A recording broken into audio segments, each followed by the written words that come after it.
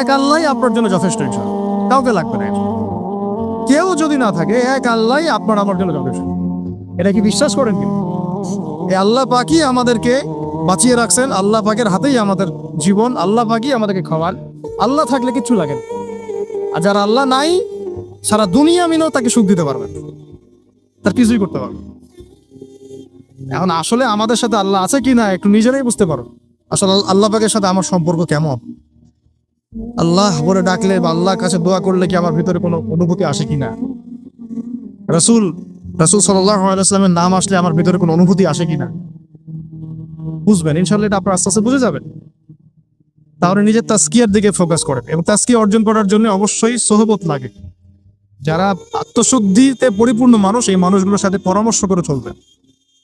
আর নিজের দিন পালন করেন, দিনটাকে আর বিভক্ত হতে দিবেন।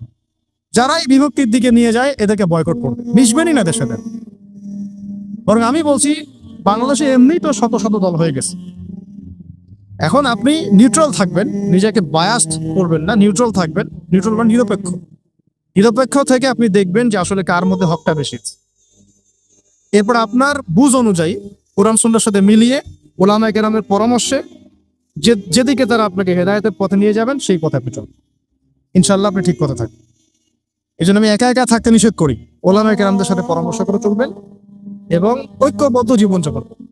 আর কিছু ভাইয়ের মধ্যে যদি খারাপ কিছু থাকে,